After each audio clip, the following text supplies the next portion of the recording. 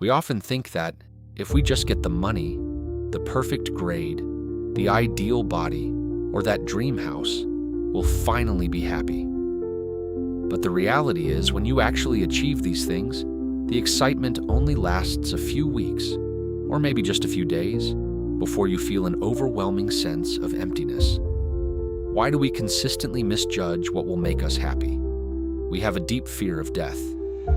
But, according to pure physicalist logic, death just means you no longer exist, which is pretty much the same as before you were born. You don't feel fear or pain about not existing in 1800. So why are we so terrified of the nothingness that comes after death? You know staying up late harms your health. You know jealousy and comparison will ruin your life. You know you should practice gratitude and exercise. But in reality, the knowing doesn't always translate into actual action. If you found yourself stuck in these traps, don't beat yourself up. It's not a lack of willpower, it's just how our brains are wired, and they're deceiving you. Chapter 1. Brain's Psychological Code. Let's break down these three paradoxes with some psychology and philosophy. First, why does happiness fade so quickly after achieving our goals? Yale University research has pointed out two main culprits. One is hedonic adaptation. Our brains evolved to stay hyper-aware of new threats, but quickly adapt to the usual. When you buy a new phone or get a promotion, your brain adjusts to it quickly, setting it as the new baseline. This forces you onto the hedonic treadmill that never stops. The second culprit is social comparison. Our brains don't have a built-in sense of absolute value. The only way it measures happiness is by comparing ourselves to others, especially those who seem to be doing better. This unconscious comparison is silently stealing your happiness. Next, why are we irrationally afraid of death? Human brains have a unique cognitive ability that lets us foresee our own inevitable death, which creates a huge existential anxiety. And Yale University's philosophy department brought up the famous deprivation account. Death isn't awful because of the nothingness after, but because it deprives us of all the future things we could have enjoyed.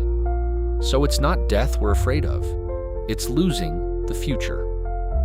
Finally, why do we know but not do? This is because of a cognitive bias known as the Joe fallacy. Our minds have two different systems: the cognitive system, where we know things, and the habit system, where we actually do things. Simply knowing something doesn't automatically change the basal ganglia, which controls our behavior. This is why simply listening to self-help advice will never bring about real change. Chapter 2. Strategies for change. Since we now understand the underlying brain mechanisms, how do we make the most of our short life? Here are 3 science-backed strategies. First, fight hedonic adaptation by resetting your psychological reference point. Don't try to buy happiness. Instead, practice savoring and gratitude. Spend 2 minutes each day writing down 3 specific things you're grateful for. This forces your brain to break its habitual forgetting and raises your baseline for happiness. Also, consciously disconnect from social media environments that spark comparisons and focus on your own personal growth. Second, use the epitaph test to fight death anxiety and define your life's meaning. The University of Michigan's research suggests trying a thought experiment. If today were the last day of your life, what would you want your gravestone to say about you? This test will help you instantly filter out distractions and force you to confront your core values.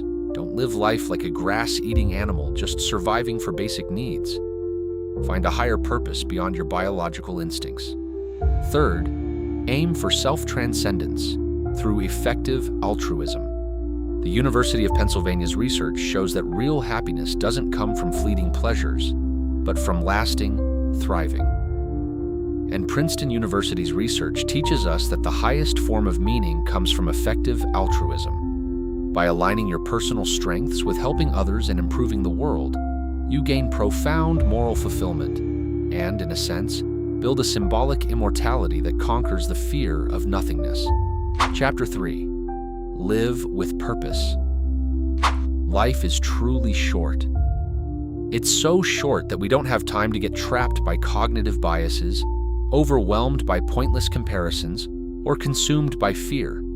Happiness is never just handed to us, nor is it a natural byproduct of our instincts. It's a lifelong skill that requires deliberate practice.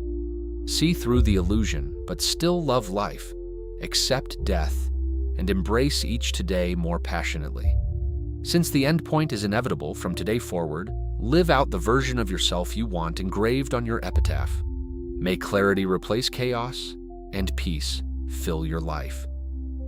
If you found these psychological insights helpful, don't forget to click subscribe and like, so we can explore the underlying logic of thoughts together and reshape your cognitive world.